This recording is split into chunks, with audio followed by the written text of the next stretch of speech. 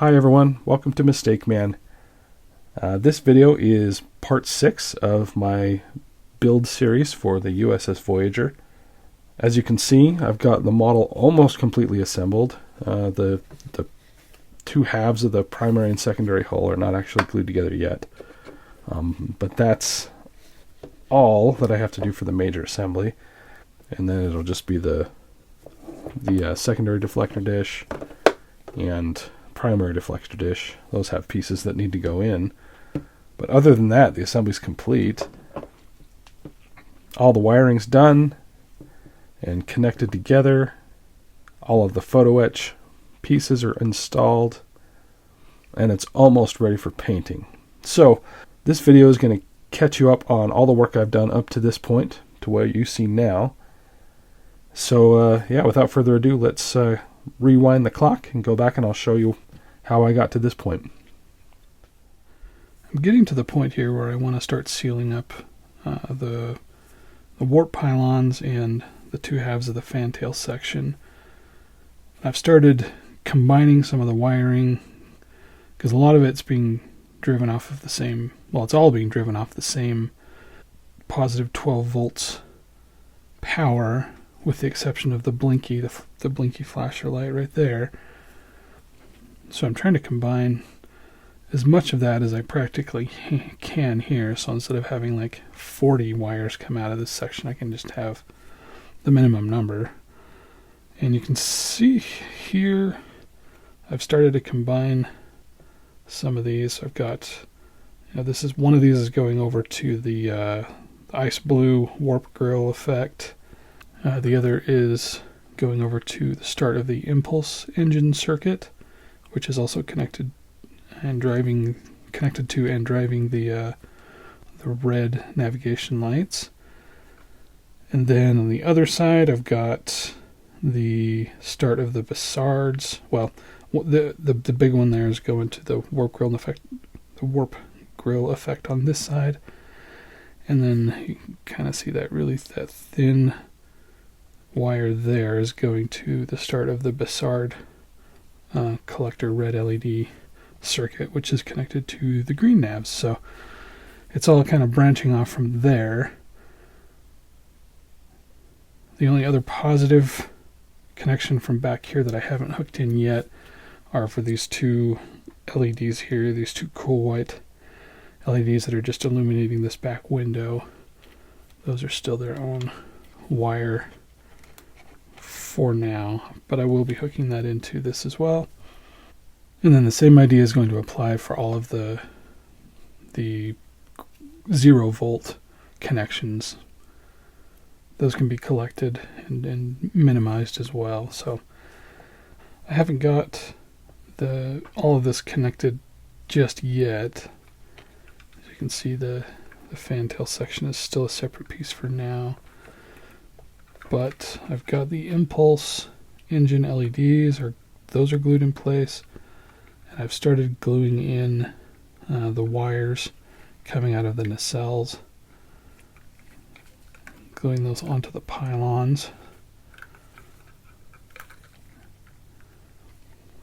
And I think I'm almost ready to glue on the other half of the pylon. And then I can glue the pylons into the nacelles, combine those pieces. The only thing I have left to do there before I put those two halves together is sort out how I'm going to deal with the hinge.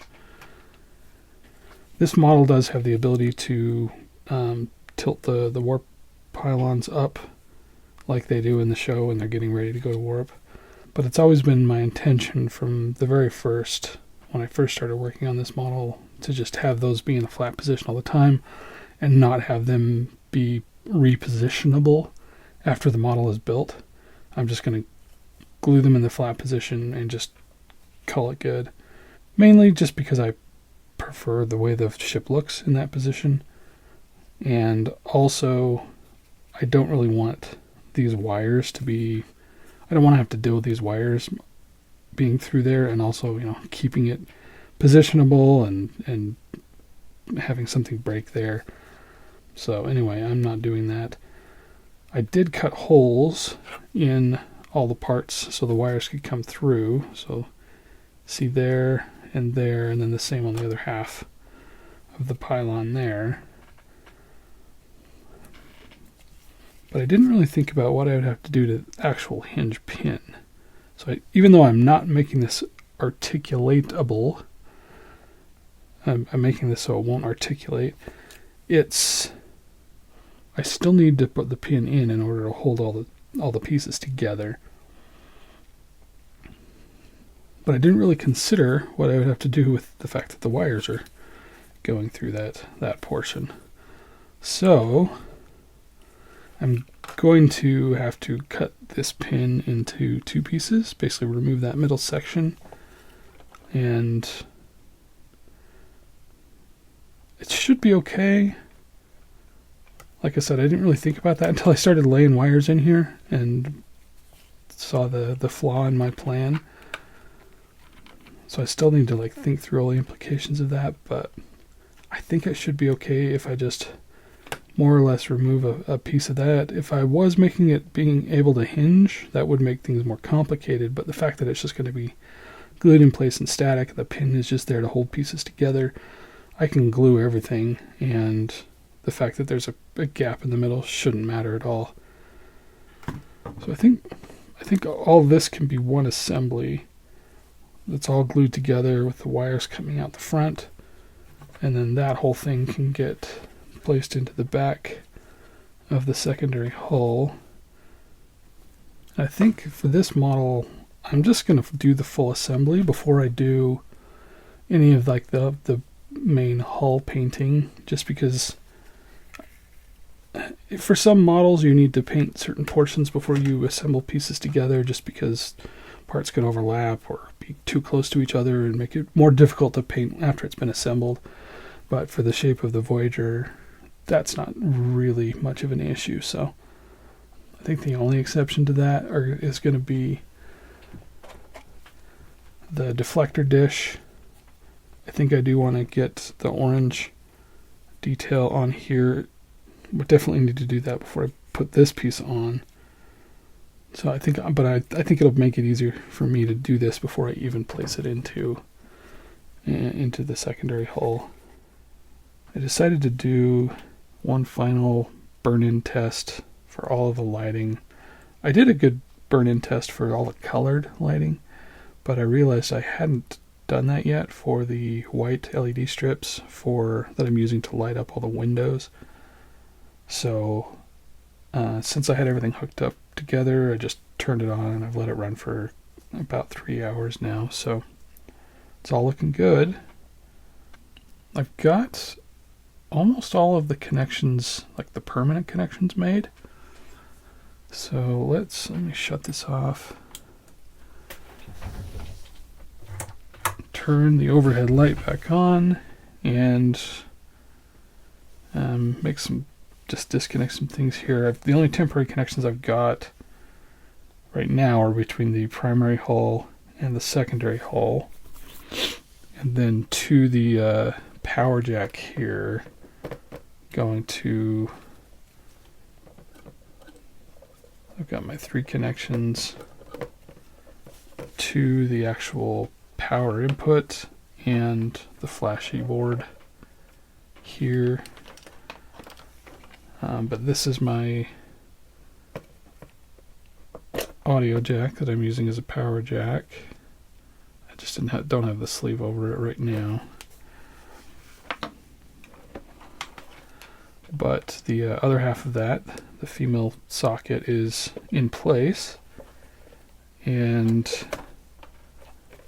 let me pull the tape off here. I don't have the primary hull sealed up just yet. I wanted to make sure all the lighting was good before I did that. But now that I've tested everything and it all looks good, then I think the time has come to join the 2 halves of the primary hull permanently. I did the light blocking for blacking out some of the windows. You can see here, I just did black tulip over all the windows that I wanted to black out. And all the connections are made. I've got connections to, so I've got basically the 3 connections to my power jack. So there's the 12 volt positive and 0 volt, or the negative line, so that's red and black. And then the blue wire here is going to my blinky board circuit. And then power just kind of distributes through all the places it's needed with my white window lighting strips, the nav lights, the blinky light at the front of the saucer. Right there. And some of those are connected across from the bottom half of the primary hull to the top half of the primary hull. So those connections are made and in place, the permanent connections. So I can't actually pull these 2 halves away from each other at this point. They are connected. And yeah.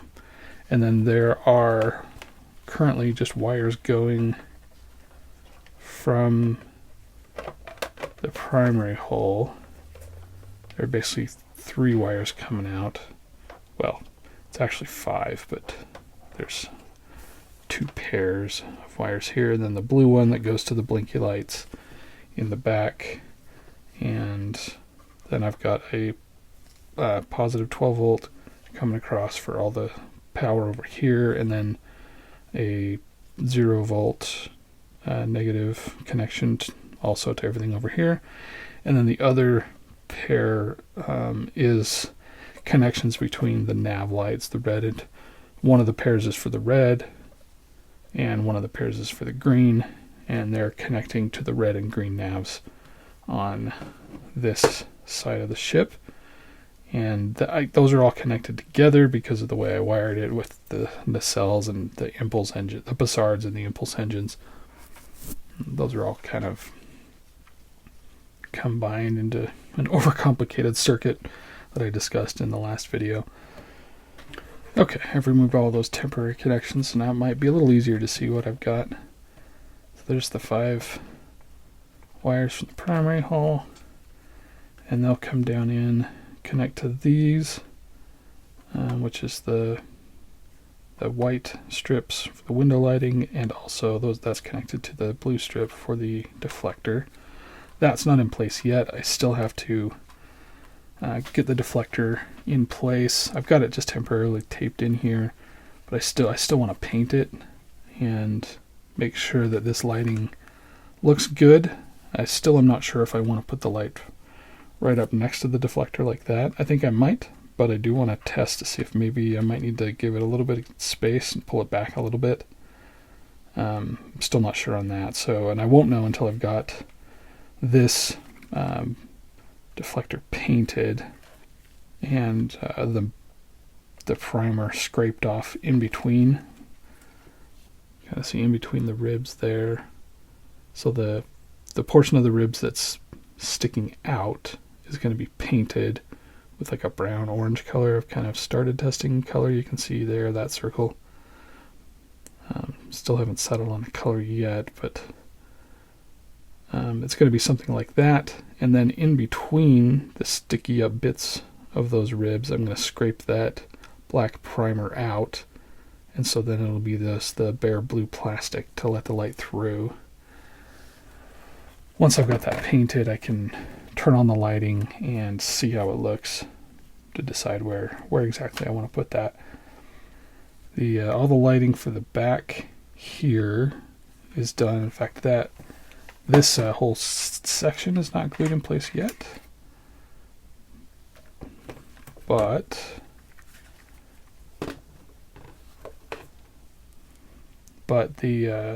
this is all glued together. So this is all assembled, and made sure I got those pylons as straight as I could get them. But that's all glued in place, and I just put there were quite a few wires coming out of that section, and I put some heat shrink tubing on there just to help me keep those bundled. Once I get everything wired up, I'll take these tape tags off of there. Almost ready to glue this in place, but I still need to get the shuttle bay door bulkhead in place. I need to prime it. I've got it here.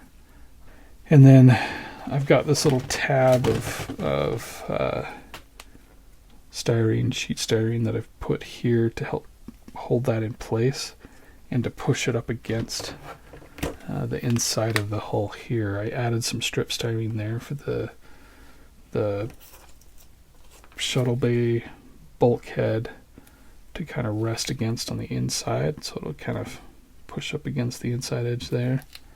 Is that right? No, actually, I don't think that's right. I think it's so it'll catch it on this edge. Shoot, I don't remember. Anyway, that was the idea. Is because before it was just kind of flapping in the breeze and didn't really have like a good way of positioning this. Anyway, so this, I've tested this and it does seem to work. The trick is just getting it all together, because it's kind of a pain to work with up inside of there. So I think I might have to insert the fantail piece into the hull and then get this piece and kind of wedge it up. I guess I can pull that off of there and I can show you what I mean. Okay, so I think I'll have to kind of put it in there like that, but then this doesn't really go in much on its own, so I'll probably kind of have to bend that open like that and then slide it in against that sheet of styrene. Anyway, that's the idea. Once I've sorted that out and it's good, then this will be ready to just install permanently, and then I can make the connections to all the wires here, and can't connect the primary hull until I sort out my deflector lighting. So I've got to figure out what color I'm going to paint the deflector so I can get that painted, but I'm not sure what color I want to paint that, because like I said, I've started testing some different colors of like orange and brown, and I played with this a little bit and decided I kind of liked like this, well actually that one there, orangish, dark orange, orangish brown. I think that looks good against this gray, but I'm not sure I want to use this gray as the final hull color. I considered it just because it's not bad. It's not a bad gray. I think it looks good. And this is just the Tamiya gray primer, fine surface primer. So I considered maybe just, using that, but then it's a little different from what I've got for the primary hull. This is a duplicolor sandable primer that I used on the primary hull. So I'd have to spray the primary hull the same color as the secondary hull, but then I thought, I'm not sure if I want to go with this gray. I guess I was trying to be lazy and say, oh, this gray's not bad. I could just go with the primer color, and then I don't have to come up with another color for the second, or for the base hull color. But when I look at pictures of the model, the filming model and everything, it's always hard to tell, just because from photographs especially, just because the colors can be so drastically affected by lighting and photographing. So, but from what I've seen, the base hull color has more of a bluish tint to it. It's kind of seems like it's a lightish gray with a bluish tint to it. Not too different from what I did with my Defiant. In fact, let me go grab that so we can compare. Okay, here's my Defiant. If you compare the two, so this Defiant hull has more of it's a lighter gray, and it has more of a bluish tint to it. So we can directly compare the two there. But this color is a custom color that I mixed up. And I was thinking, trying to be lazy and say, well, maybe to avoid having to mix up custom colors for the whole ship, and I would need quite a bit of it because this is a big model. Voyager is a big model. Then maybe I will just go with maybe I'll just go with the base color that I've already got here and just be good with it. And like I said, it's not bad. It's a decent gray for a starship. But I talked myself out of being lazy and decided I'm going to go ahead and mix up a color similar to this. I'm going to kind of go with a similar mix, I think. Maybe slightly less blue than this. It's, shows up on camera as actually pretty good, but in person there's definitely more of a bluish tint to it, especially in daylight. Anyway, all that is to say that I kind of came up with a color that I liked for the deflector, but I was comparing that against this color for the hull. But if I'm going to do a lighter color for the hull, then this might end up being too dark for that. So, because I don't exactly want like a brown color. I want it to be orange, but like a dark orange, which I know brown is just dark orange or orange with context. But I think I might want something a little more to the orange side than this. But I don't know until I see. So I'm going to have to come up with a color for the base color for the hull. So that's going to be my next step. I have the secondary hull assembled and glued together. I still have to get the rear shuttle bay door bulkhead in, but the fantail and nacelle pylon section is all glued in place. And I did clean up the seams around the edges a little bit. Need to put a coat of primer on there to see. I probably still need to do a little bit of cleanup, but it's looking pretty good so far. I've got all the lighting wires connected together that go into the nacelles and everything in the back. So all I have now is the wires that are necessary to connect between the primary and secondary halves of the ship. So I also put these little photo etch details on. There were some original kind of blobby looking features there in the original plastic that I scraped off, and these photo etch pieces are intended to replace those. So I've got them in place now. I've also glued the two halves of the primary hull together, so this is now sealed up. The final bit of photo etching that needs to go on are the RCS thruster pods on the four of them across the primary hull. Those need to go on last because they're basically one sheet of the photo etch brass that wraps all the way around from the top to the bottom of the hull, and so couldn't really put those on until I've got it sealed up. So that goes like that. You can see there's a spot for that here. I created that little feature there. The original model had this feature molded into the plastic. So on the top of the hull and the bottom, and then along the edge there was actually just a gap there, an opening, and you can see where I've put in a piece of plastic that's from the original model as well. You can see in the instructions for the kit there's a little piece there. So yeah, you can kind of see what it looked like before I modified it.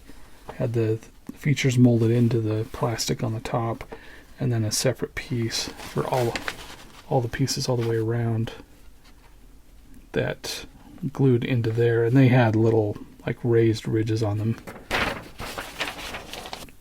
to replicate the look of the thrusters here. So the photo etch definitely looks much better. It's a nice crisp detail, nice and sharp, and more accurate to the filming model. So I ground away all the original features, and I could have just left a gap there, but I wanted something to kind of push this up push the brass piece up against and to help glue it in place.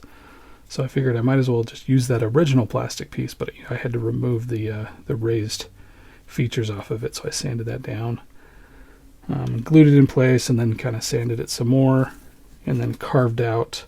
I held up this piece against the ship right about where I wanted it and marked all the way around, and then just kind of scraped away some of the primer and a little bit of the plastic, just to kind of leave a recess there for this, so that when it gets put in place, kind of try to remove as much of any gap there as possible, make it as small as possible. So you do have to pay attention to which piece is which, because they are not all the same. They are all different from each other. The two in front are mirror images of each other, and the two in back are mirror images of each other, but the back is different from the front. So all four of these are unique, and you have to put them in the right spot if you want it to fit and to be accurate. So I just looked at reference photos of the studio model and figured out which side it was supposed to be, which position each was supposed to be, and got them in place. So those are ready to go, ready to get glued on. And after that, the primary hull will be almost entirely assembled. The last remaining piece will be the deflector, and that can go on at any time. I'm saving it until I'm done with the first, the coat of paint of the base color, so I can have that painted back in there. Okay, there's the RCS thruster ports, all four sides, wrapped around to the bottom. Turned out pretty good. I've also done some seam cleanup work along the edges here. I probably still need to do a little bit more. I definitely will. I know I've got a little spot there where there's a bit of a seam mark, but I just basically glued very thin strips of styrene in places where it wasn't just sanding smooth on its own, and then sanded it back, and also did some cleanup around the corners of these features. They didn't look very good just from the base kit, so I need to still do probably a little bit more work, probably with some putty there, but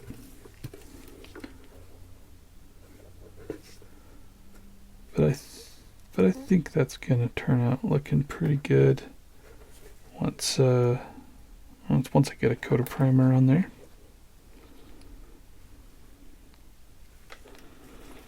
And then I used some perfect plastic putty, just thinned out with some water to kind of go around.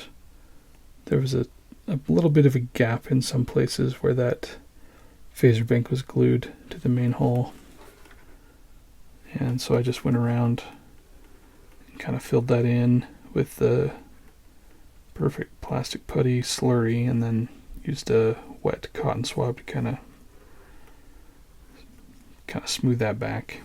So I came up with a color that I liked for the base color of the hull, and I based this off of the color that I used for my USS Defiant. I just adjusted it a little bit. I wanted it a little more to the gray side. Then the Defiant was a little bit bluer than what I wanted for the Voyager, so I added just a little bit more gray to it, and I came up with this. It's a ratio of 8:1:2 of white silver marlin. It's Fulgart silver marlin and drizzled gray, which is this Ceramcoat drizzle gray.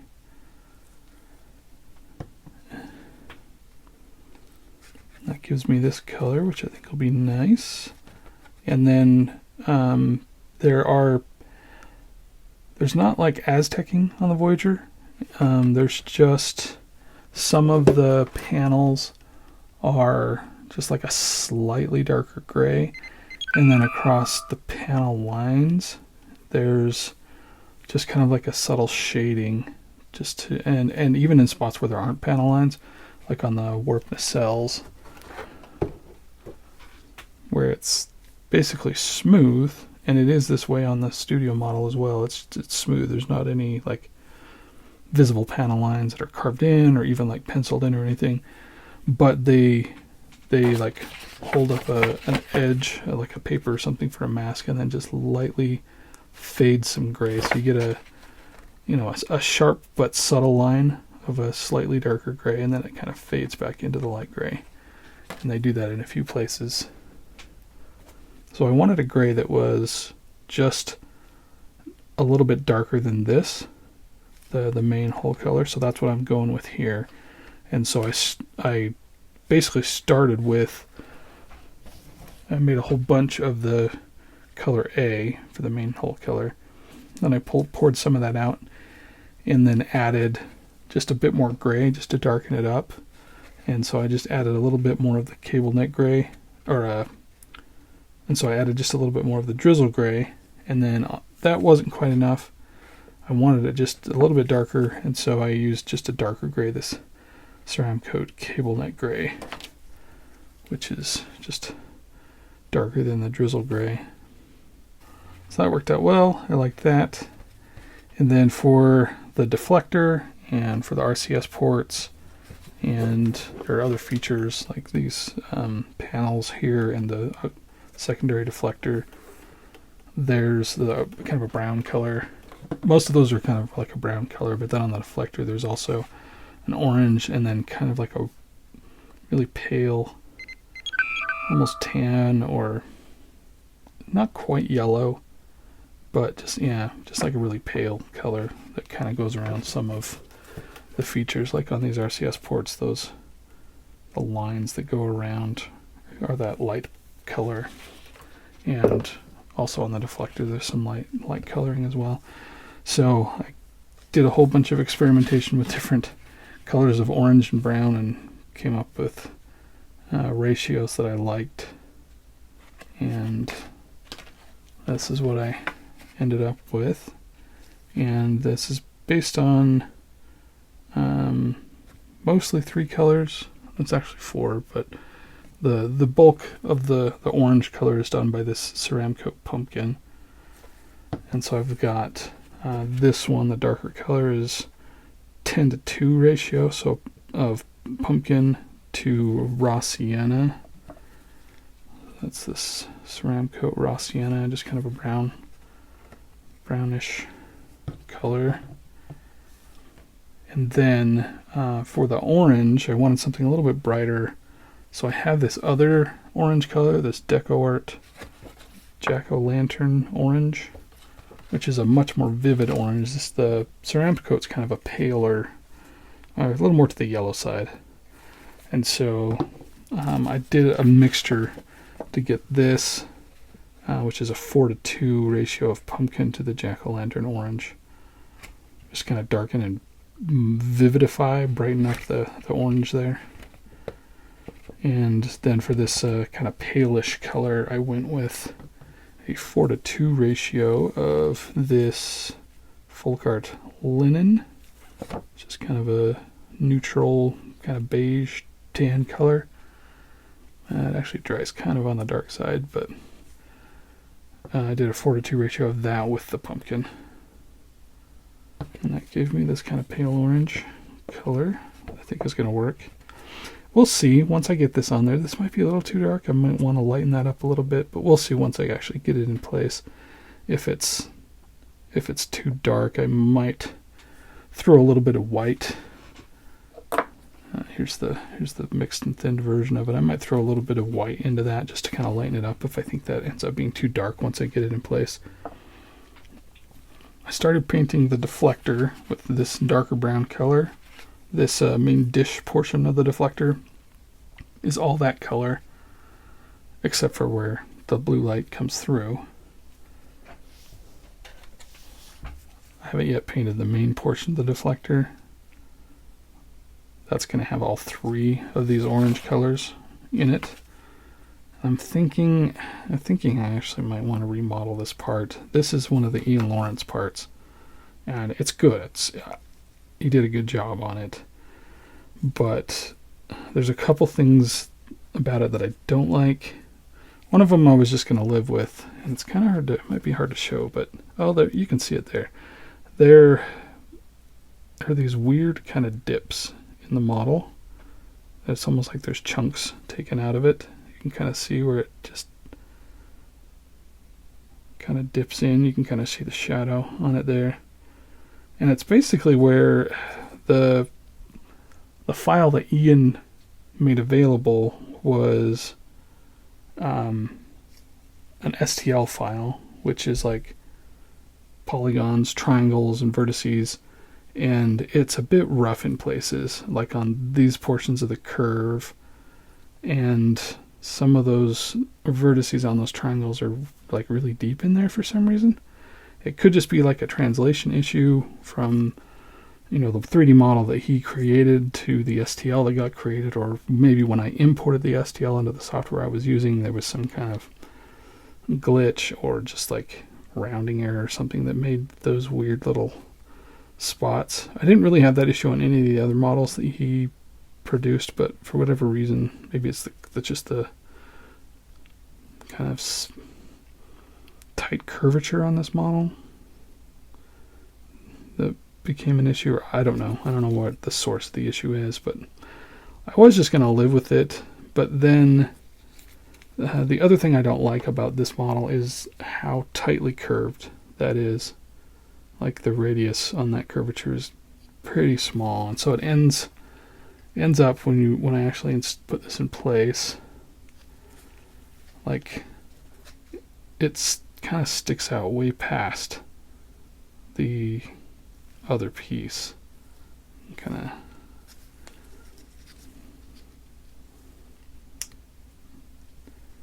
you can see how far out that deflector sticks away from the dish portion, and I don't care for that.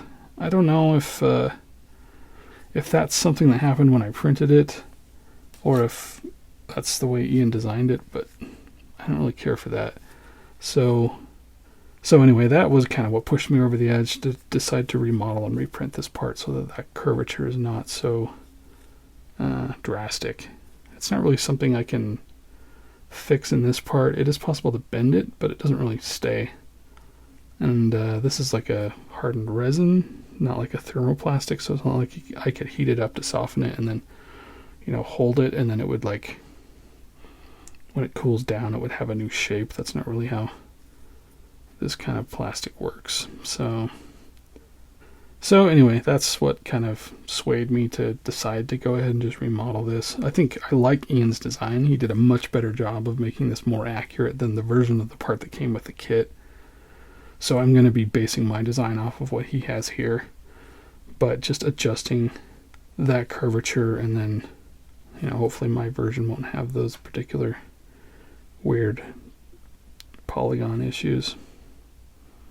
But like I said, I did start painting this part with the brown color, and in order to kind of get that effect where the light's going to go through and just these like ribs that stick out are painted with the brown color, I sprayed the whole thing with like a black primer, just a Tamiya black primer, and then I used my airbrush to paint on the brown color and did several coats of that, and then I let it dry, and then I was able to go in with a knife and very carefully just kind of run the knife along the inside edge on both sides, and then kind of cut across, and then I was able to just kind of pull it out, and did a pretty good job. Like, it turned out looking pretty good. I thought I was going to have to like scrape the paint away, but it actually didn't bond that well to this blue resin piece, and so the paint actually kind of flakes off of there really easily, which worried me because I was afraid that, like, as I was doing this process, that the paint would flake away from places where I wanted it to stay. And so I was very careful. It took me a long time to go around and do the treatment on all of those places, just because I wanted to be very careful. I didn't want paint coming off where I wanted it to stay. And I only had it come off in like one spot, and it wasn't off the front of the rib. It was kind of down at kind of the root where the rib meets the back surface. I'm not even sure if the camera's going to pick it up. Kind of like back in there. Yeah, you can kind of see it. That might have actually, looks like it happened in two places. Like that rib there and that rib there. Just kind of at the base. The paint came off just a tiny bit. So I was really fortunate. I'm not even going to have to like touch that up, because once this is in place, it covers that portion of the model. You're not going to be able to see it. So there was one other place where it started to come up, but it didn't completely flake away. So I think once I finished this, I left one because I want to show you the process of how I did that. But once it's done, I'm going to blast this with a clear coat, and hopefully that'll help kind of keep any further pieces from flaking off. So like I said, I left one final thing here just because I wanted to demonstrate what I was doing on camera. This is going to be very tricky to do on camera, so I'm going to do my best.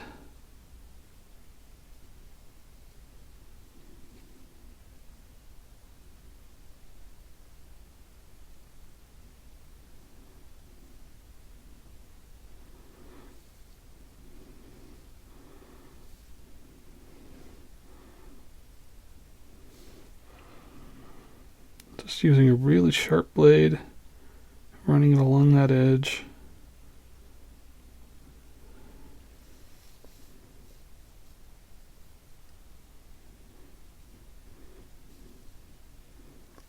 The edge where the rib meets the backing of the dish. Just using a light hand because I don't want the knife to pull any paint away. Don't want it to tug on the paint. And then when I get close to the end, now I'm going to cut across.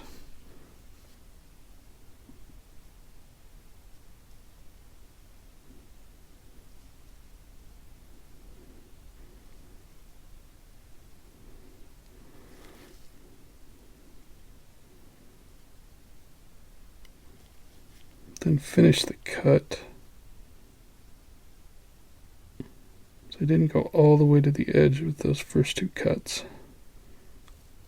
Okay, that's loose, ready to come free. I'm just going to go back to the root of the rib, make sure those are cut.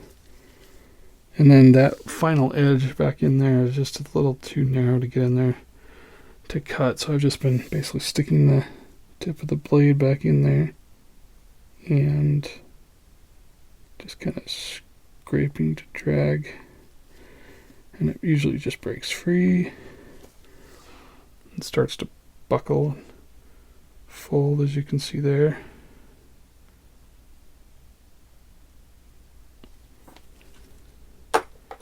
I get some tweezers.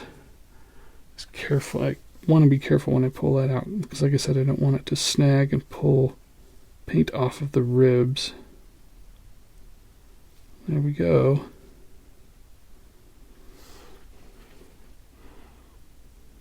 There's the little bit of paint that came out of there. And then if I need to, I just kind of like let some light shine through, see if there's any spots that I need to touch up. Looks like there's a little bit at the root, although that's not really that important because it's going to get covered by the other part for the deflector, so that little piece down in there, but I'm going to grab it just in case it's just loose stuff. I don't want it floating around and going places where, ending up places where I don't want it.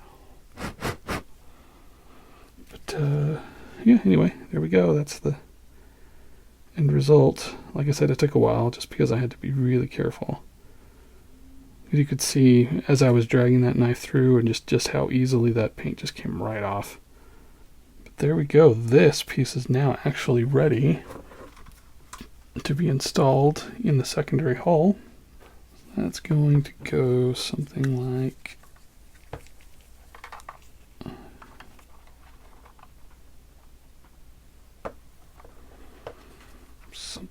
that.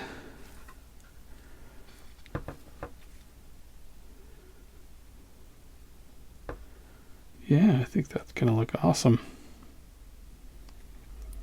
Cool. Okay, I'm going to go remodel the other part of the deflector and get a clear coat on that so that it hopefully we'll keep any other paint from coming off. I think the model is ready to seal up. I've got the primary hull wired into the secondary hull. As you can see there, that's all connected up. And I've tacked down the wires just so they kind of, when they fold up into there, they're not just kind of going in random directions and potentially covering windows or blocking lights or anything like that. So just use some hot glue to kind of tack those in place, and then some blobs of hot glue like here where my thumb is pointing to cover over any bare connections. So that's where I soldered the two blue wires, from the wire from the primary hole and the wire to the secondary hole together. And just to insulate that bare connection, I just blobbed some hot glue over that. I think I've done everything on the inside that needs to be done before sealing it up. I've got the deflector installed, and as you can see on the inside, I did decide to do some light diffusion. I tried a few different things. I tried just some thin white styrene, but that was blocking too much light. It was making it too dim. I tried just pulling the blue strip of light back further away, but this clear resin that comprises this deflector is transparent enough that I wasn't getting good diffusion through that. I wasn't getting the diffusion I wanted anyway. So I just ended up going with vellum. So I used a piece of vellum and put the vellum itself right up next to the deflector, and then I'm going to set the cob strip back just a little ways, and that gives a good effect. Originally I was going to have the cob strip mounted in the secondary hull, and I'd even had it wired down, connected to these wires. You can see there's some connections there that's where it was connected. But I didn't really have a good way to mount it in here that wasn't also going to interfere with the power connection bracket here. So I decided instead to mount the cob strip to this power connection bracket, and I just used a strip of styrene to glue that onto, and then used just a bit of rod styrene to kind of stiffen that up a little bit. And then I just blobbed some epoxy on there to glue it to the power connection bracket. The rod of styrene also helps to angle the bracket downward a little bit so that the light is angled downward.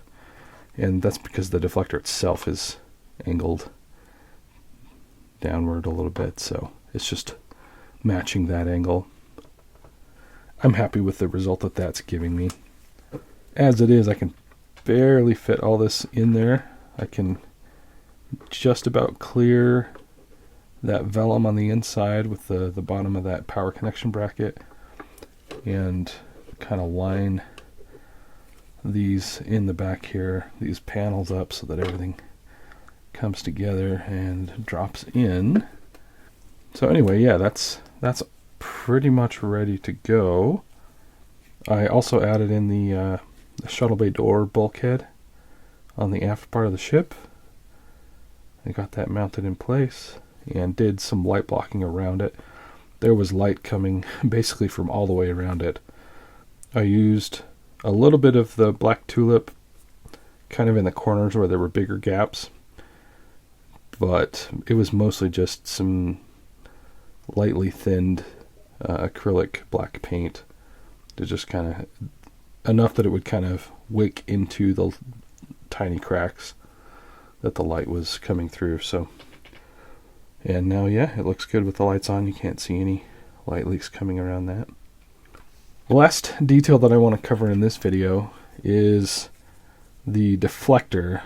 I mentioned that I was going to remodel that, and I've done that. So here, this unpainted one is the original from Ian Lawrence's design, and the one that is painted black here is my redesign.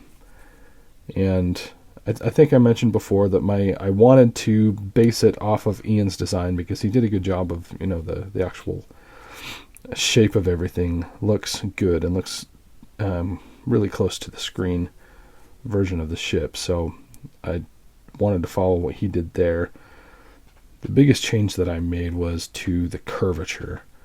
Ian's is just a little bit too curved too much for what I want. And so let's see if I can get a good, yeah. So there you go. That's probably a good comparison. So Ian's is on top here, and mine is on the bottom.